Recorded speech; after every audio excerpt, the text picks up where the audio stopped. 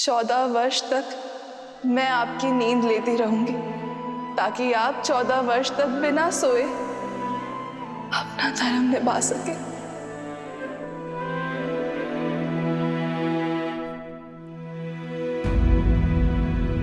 किंतु जो इतने वर्षों से नहीं जागी हैं, वो अभी जागेंगे क्या? मुझे तो बहुत घबराहट हो रही है। श्रुतकीर्ति, निद्रा 4 प्रकार के होते हैं: परिश्रम, मदिरा, मोह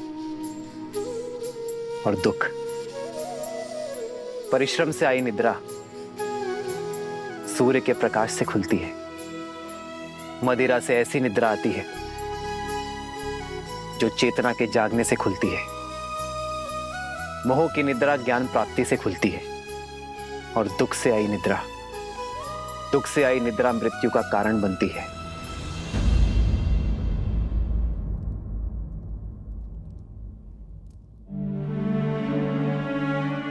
मैं जहां पर भी रहूं आर्य, मेरा मन सदैव आपके पास ही रहेगा।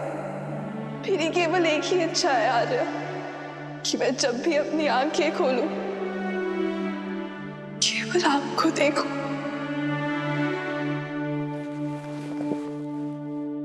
उर्मिला, कैसी अभागन हूं मैं।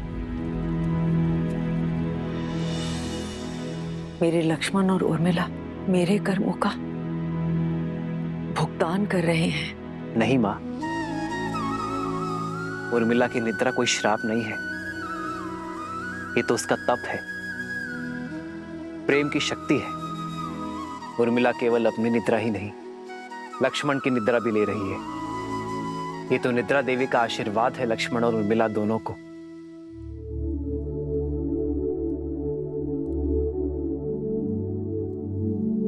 देखिएगा मां, लक्ष्मण के बुलाते ही उर्मिला अपनी निद्रा से जाग जाएगी। उठो उर्मिला, आंखें खोलो, देखो, मैं आया हूं।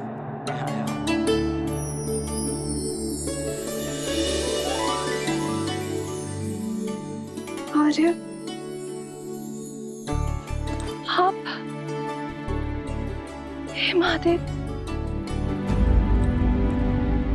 आपके वनवास के प्रस्थान का समय हो गया। आपके प्रस्थान हेतु सहायता करने के बजाय अपनी निद्रा पूरी कर रही थी। क्षमा कीजिए आर्य। कैसी क्षमा उर्मिला, अब किसी को कहीं नहीं जाना है। पर पिताश्री का वचन और राम भैया का प्रण पूरा हुआ उर्मिला, भैया का भी और तुम्हारा भी। अब एक प्रण मेरा है, जहां भी रहूंगा सदा तुम्हारे साथ रहूंगा। तुम्हारे प्रेम के सबल ने मुझे बहुत बल दिया है उर्मिला, इसके लिए बहुत बहुत धन्यवाद, कोटि कोटि धन्यवाद। क्या आप सच में 14 वर्ष तक अपलक जिए बिना निद्रा के निकाल लिए? तुमने भी तो यहाँ 14 वर्षों तक बिना भोजन के बिताए हैं उर्मिला। तुम्हारी निद्रा ने मेरी थकान को हर लिया और मेरे भोजन ने तुम्हारे शरीर को पोषण दिया।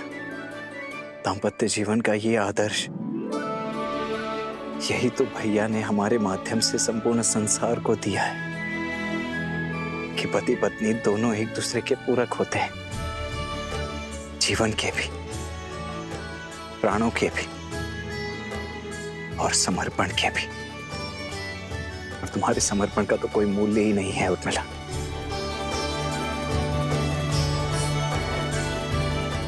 अब चलो, पूरा परिवार, समस्त अयोध्या और विशेषतः भाभी माँ तुमसे मिलने के लिए अत्यंत व्याकुल है। मैं भी आर्य। आओ। दीदी,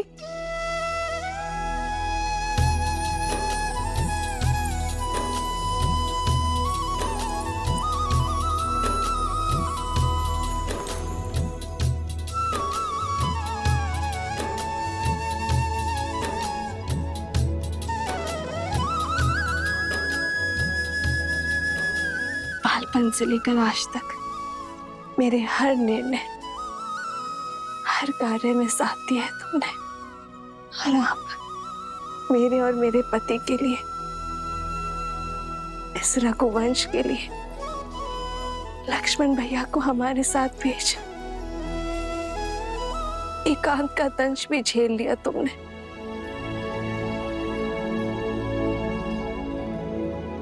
ना जाने ये ऋण कैसे चुका पाऊंगी मैं।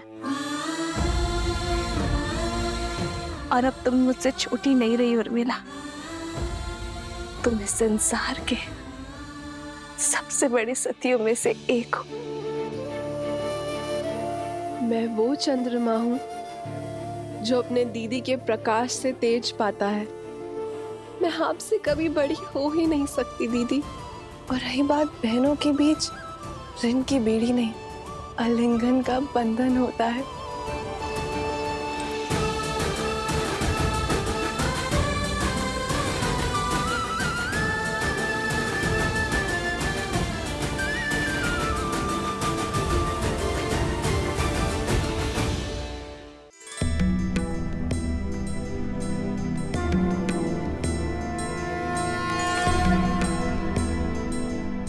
ऋषिवर, एक प्रश्न है जो बार बार मन को कचोटता है। क्या उसका उत्तर मिल पाएगा? पूछिए राजमाता। ऋषिवर, एक संतान माता या पिता का पाप या पुण्य भोगती है, तो मुझसे ऐसा कौन सा पाप हो गया कि मेरे पुत्र और पुत्रवधू को वन की पीड़ाएं भोगनी पड़ी? माता, जिनके कर्म और जीवन चक्र अंतिम पड़ाव पर होते हैं, अर्थात जो अपना अंतिम जीवन जी रहे होते हैं, उन्हें अकारण भी कष्टों का भागी बनना पड़ता है और जीवन की यह अंतिम परीक्षा देनी पड़ती है। अर्थात मेरे पुत्रों के पुत्रों को भी ये असहनीय कष्ट भोगने पड़ेंगे। माते, संसार के हर प्राणी का भाग्य सूर्य देव की पुत्री माता छठी के हाथों लिखा जाता है। इसलिए नवजात शिशु की कुंडली 6 दिवस के बाद बनाई जाती है। आप तो साक्षात सूर्य देव के वंशज हैं, सूर्यवंशी हैं। यदि आपकी पुत्र वधुएं आपके पूर्वज सूर्य और उनकी पुत्री छठी माता की आराधना करें, तो भविष्य में उनकी होने वाली संतानों के भाग्य में सुख और समृद्धि आना अटल है। छठी माता की कृपा से शीघ्र ही इस राजमहल में पालना भी बंधेगा और किलकारियां भी गूंजेंगी।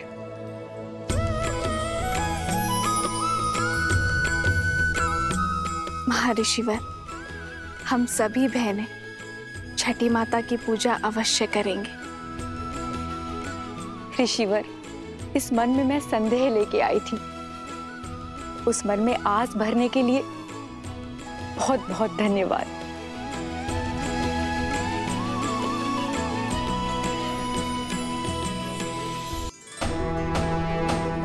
सुनो सुनो सुनो, 2 दिन के बाद हमारे श्री राम का राज्याभिषेक शुभ घड़ी में होने वाला है। सारी प्रजा को निमंत्रण है कि इस पावन अवसर पर उपस्थित रहे। सुनो सुनो सुनो। पूरा नगर पल के बिछाए आपका इंतजार कर रहा है। सभी के मुख पर आपका ही नाम, आप ही के द्वारा स्थापित होने वाले सुराज्य की बात है। और महर्षि मुग्दल ने भी तो यही कहा कि इस समस्त राष्ट्र में सुराज्य आप ही स्थापित करेंगे। किंतु ये सुराज्य है क्या? माना कि वानर हूं, लेकिन किष्किंधा का राजा भी तो हूं। कल उठ के ये सारा भार अंगद को ही तो संभालना है मेरे बाद। जानना चाहता कि सुराज्य है क्या? अर्थ बताइए प्रभु। हाँ प्रभु, अर्थ बताइए।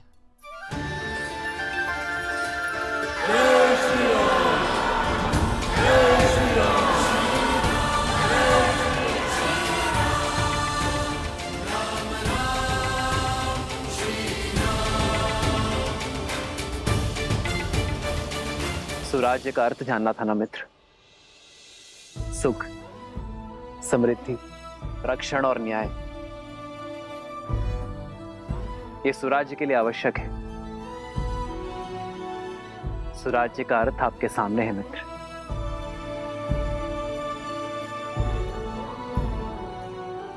प्रजा के मुख पर जब खुशी हो, क्या वही स्वराज्य कहलाता है? जब राजा को देख प्रजा के मुख पर प्रसन्नता हो, वो सामान्य राज्य है। प्रजा के चेहरे पर जो स्मित है, वो एक सुखद बदलाव और समृद्ध भविष्य की अपेक्षा है। प्रजा को आशा होती है कि राजा उनके दुख सुनेगा, उनकी पीड़ा हरेगा। पर सुराज्य वो जब प्रजा को देख राजा के मुख पर प्रसन्नता हो, राजा को संतुष्टि हो कि वो अपनी प्रजा की अपेक्षाओं को पूर्ण कर पाया है। जब राजा को यह विश्वास हो कि वो अपनी प्रजा के जीवन में बदलाव लाने में सक्षम है, वो है सुराज्य। प्रजा को देख एक राजा तब मुस्कुराता है जब वो जानता है कि ना राजा के मन में कोई प्रश्न है, ना ग्लानि है, ना पीड़ा है, और ना ही उसके प्रजा के मन में। आज मेरी प्रजा के मुख पर स्मित है। मैं अपनी प्रजा की अपेक्षाओं को पूर्ण कर सुराज्य को अवध में लाना चाहता हूं मित्र। और जब यह क्षण आएगा, तब मेरे मुख पर स्मित होगा। आओ मित्र।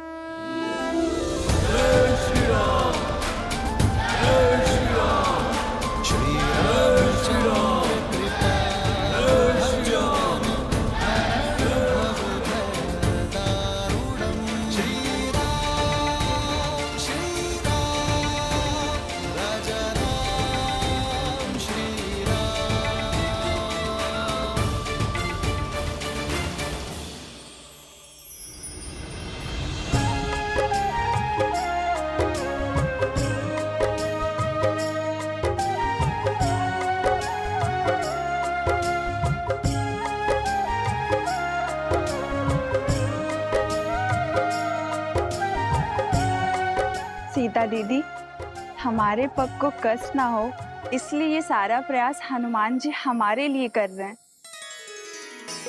किंतु हमें ये सब भा नहीं रहा। हनुमान केवल हमारे लिए नहीं कर रहा है श्रुत कीर्ति, हमारे पीछे हमारी प्रजा की स्त्रियां भी है। उन्हें कष्ट ना हो, ये उसका उद्देश्य है। हाँ दीदी, पर ये सब केवल हमारे कारण ही हो रहा है ना? हाँ, ये आरंभ है और इसे रोज का नियम बनाना होगा। प्रातः की शुरुआत कहीं ना कहीं से तो होगी ना। स्वच्छता केवल धूल कंकड़ का निवारण नहीं करती, एक स्वस्थ जीवन की नींव भी रखती है। जब राज्य के लोग स्वस्थ होंगे तो हमारा राज्य भी स्वस्थ होगा।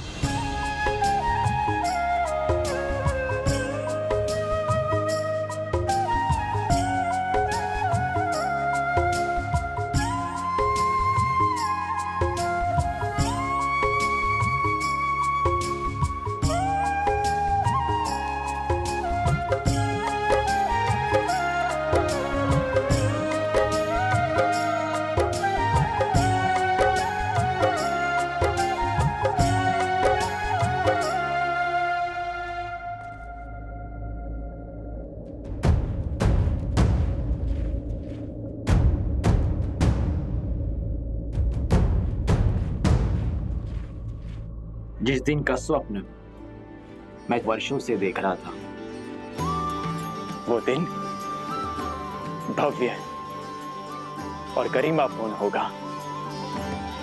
इसमें कोई बाधा नहीं आएगी। मित्र, आपके राज्य अभिषेक की पावन घड़ी, उसमें सेना का नियोजन, क्या आपकी प्रजा के मन में भय का निर्माण नहीं होगा कि होने वाले राजा अपने राज्य अभिषेक से पहले सुरक्षा का प्रबंध कर रहे हैं कि कुछ अघटित ना हो? प्रजा और राज्य का रक्षण एक राजा का प्रथम कर्तव्य होता है मित्र। राज्य की सुरक्षा केवल आक्रमण के बाद ही नहीं, उसके पूर्व से करनी होती है। राज्य की सेना एक अन्यायी शासक के राज्य में प्रजा के मन में भय उत्पन्न करती है, तो वही राज्य की सेना एक न्यायपूर्वक शासक के राज्य में प्रजा को धैर्य, आत्मविश्वास और सुख की निद्रा देती है। सुराज्य के लिए राज्य और प्रजा की रक्षा हेतु सतर्क रहना अति आवश्यक है मित्र। जब प्रजा के मन में रक्षण का भय ना हो तो प्रत्येक व्यक्ति अपने कार्य का निर्वहन अधिक कार्यक्षमता के साथ करेगा।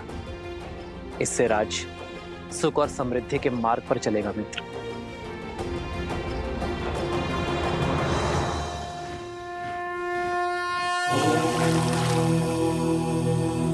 शांति शांति शांति।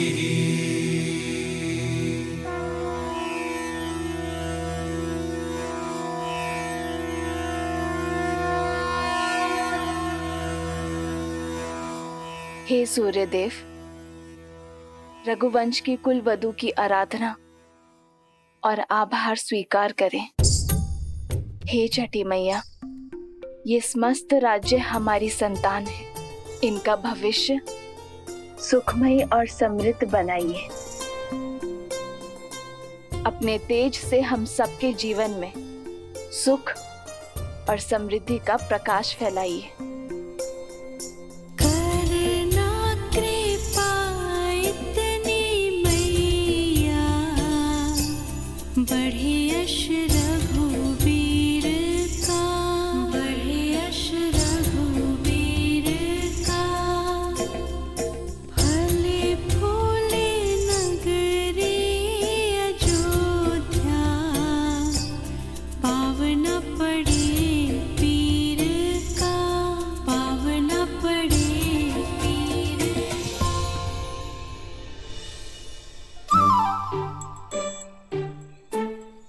कौन है ये उद्दंडी? कहां छुपे हो? बाहर निकलो।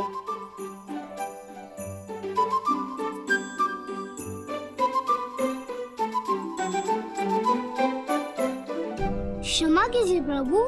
किस बात की क्षमा? वो हमारी गेंद आपको क्षति पहुंचाई।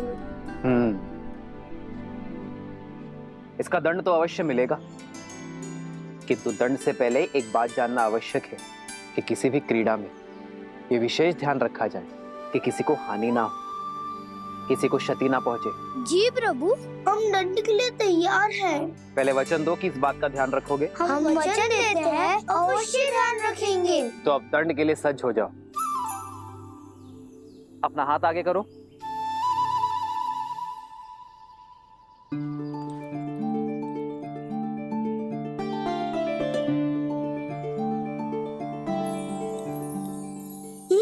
हमारे लिए? हाँ, तुम्हारी प्रामाणिकता के लिए तुम दोनों छुपकर भाग भी सकते थे, परंतु तुम बुलाने पर आए, अपनी भूल स्वीकार कर दंड का सामना ही किया। यही प्रामाणिकता जीवन भर बनाए रखना। चलो अब एक और खेल खेलते हैं। ये देखते हैं कि तुम सब में सबसे वेग से कौन दौड़ता है। भागो।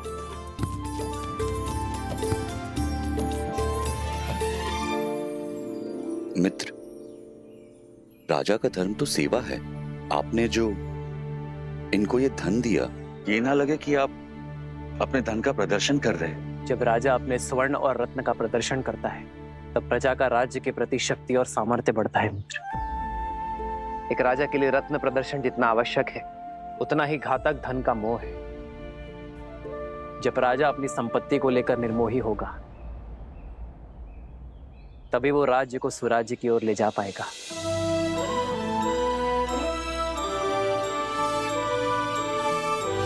राजा की संपत्ति पर प्रजा का गर्व और राजा के लिए भार हो, यही सुराज्य का सार है।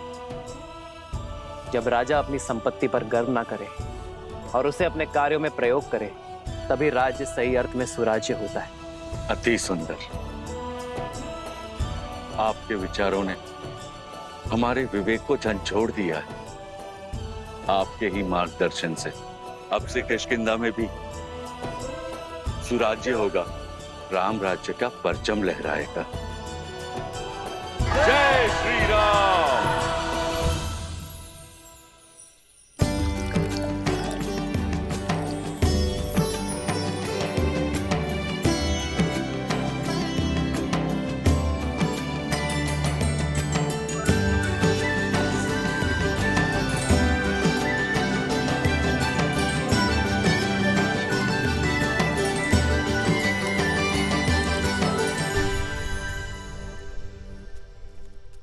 अपराधी हो तुम सब। कैसा अपराध? क्या अपराध किया है हमने? अद्भुत। पहले चोरी, ऊपर से सीना चोरी। पहले हमारे जीविका के साधन की चोरी की इन ब्राह्मणों ने, और अब तुम वैद्य हो। तुम मेरी पत्नी के उपचार और चिकित्सा के लिए मुझसे धन मांग रहे हो, उसके प्राण बचाने के बजाय। मैं ब्राह्मण हूँ, चोरी जैसा शब्द मैं सोच भी नहीं सकता। और ये लकड़ियां यज्ञ के लिए है। ये मेरी जीविका और मेरा धर्म है। हाँ, और औषधियां मेरी जीविका है। यदि मैं अपनी औषधियां बिना मोल के दे दूं, तो मेरा परिवार कैसे चलेगा? मित्र, ये तीनों ही अपनी जगह सही। अब इसका क्या उपाय है? सुराज्य का चौथा स्तंभ, न्याय। आओ मित्र। प्रभु, प्रणाम प्रभु। क्या हुआ? ये कोलाहल क्यों है अयोध्या में? कोई बात नहीं रघुनंदन, हम तो बस ऐसे। प्रजा का राजा से समस्या छुपाना राजा की हार और राज्य के पतन का सूचक है। निसंकोच कहिए। प्रभु, पूरे दिन सूर्य के ताप में जलकर गिरी हुई लकड़ियां एकत्रित की थी, परंतु बीच में हमारी कुल्हाड़ी टूट गई। हमने लकड़ियां सूखने के लिए छोड़ दी थी, सोचा इन्हें बेचकर पुनः अपना कार्य प्रारंभ करेंगे। किंतु इन ब्राह्मणों ने हमारी लकड़ियों का उपयोग यज्ञ में कर लिया। प्रभु, प्रभु, शास्त्रों के अनुसार स्वयं गिरी हुई लकड़ियों का उपयोग केवल यज्ञ में ही किया जाता है। अब आप ही बताइए, शास्त्र नीति का पालन करके हमने क्या अपराध किया है, पाप किया है? यहाँ किष्किंधा के राजा मेरे मित्र वानर राज सुग्रीव उपस्थित है। क्यों ना वो इस समस्या का हल बताए?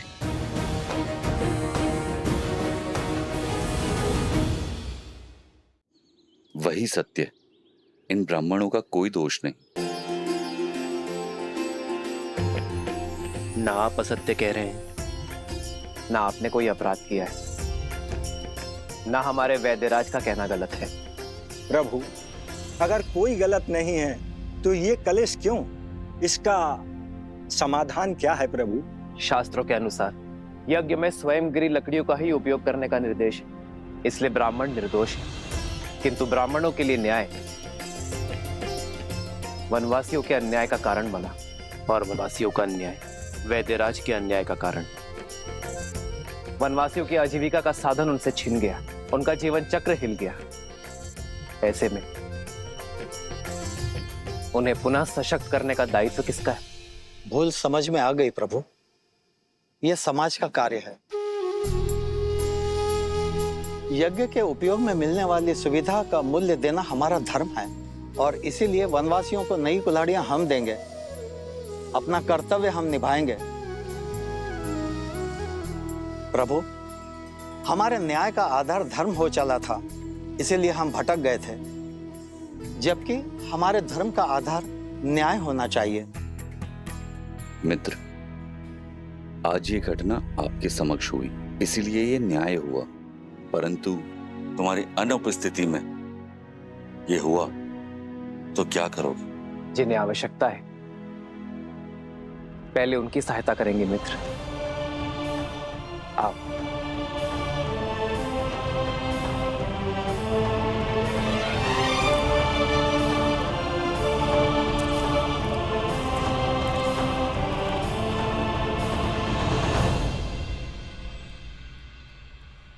प्रभु। प्रणाम वैद्य जी, क्या मैं आपकी कुछ सहायता कर सकता हूँ? श्री राम श्री राम श्री राम श्री राम श्री रामचंद्र कृपालु भजो मन हरण भव भय दारुणम नव कंज लोचन कंज मुख कर कंज पद कंजारुणम।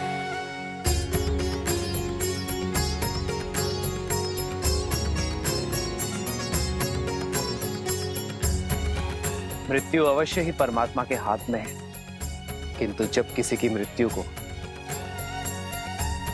अंतिम क्षण तक टालने के लिए पूरा परिवार अपितु पूरा समाज जुट जाए, तब बनता है सच्चा और आदर्श राज्य, जब किसी के दुख के क्षण में ना कोई ऊंच नीच, ना कोई जात पात का विचार आए। वो कहलाता है स्वराज्य। जब राजा अपनी प्रजा के लिए उससे अधिक कर जाए, जिसमें वो सक्षम है, तब बनता है स्वराज्य।